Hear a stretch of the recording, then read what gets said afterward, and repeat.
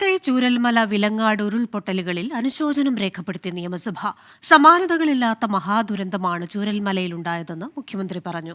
പുനരധിവാസ പ്രവർത്തനങ്ങൾ വേഗത്തിലാക്കണമെന്ന് പ്രതിപക്ഷ നേതാവ് വി ഡി സതീശൻ പറഞ്ഞു.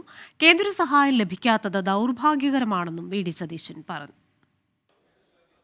15ാം നിയമസഭയുടെ 12ാം സമ്മേളനത്തിന്റെ ആദ്യ ദിനം പ്രകൃതി ദുരന്തത്തിൽ മരിച്ചവർക്ക് സഭയുടെ ആദരം.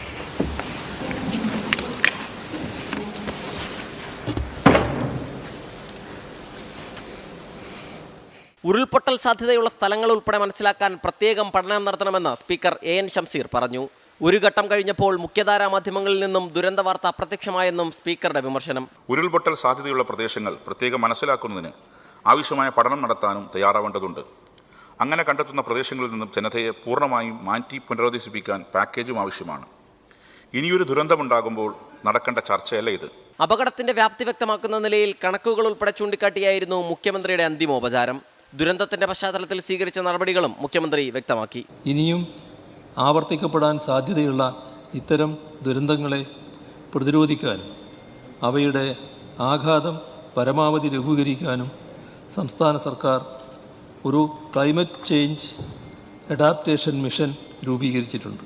ദുരിതാശ്വാസ പ്രവർത്തനങ്ങളിൽ സർക്കാരിന് പൂർണ്ണ പിന്തുണ പ്രഖ്യാപിച്ച പ്രതിപക്ഷം കേന്ദ്ര സഹായം വൈകുന്നതിനെ വിമർശിച്ചു. താൽക്കാലികമായ ഒരു അലോക്കേഷൻ പോലും നമുക്കുണ്ടായില്ല എന്നുള്ളത് ദൗർഭാഗ്യകരമാണ് എന്ന് പറയാതെ പോകാൻ നമുക്ക് വയ്യ. ഇനിയൊരു ദുരന്തമുണ്ടാകാതെ തങ്ങളുടെ നാടിനെ സംരക്ഷിക്കണമെന്ന് സ്ഥലം MLA ടി സിദ്ദീഖ്. നമ്മുടെ ഉത്തരവാദിത്തം ഇനിയൊരു ദുരന്തം ഇല്ലാത്ത രീതിയിൽ നമ്മുടെ നാടിനെ സംരക്ഷിക്കാൻ ആവശ്യമായിട്ടുള്ള വലിയ നടപടികളാണ്.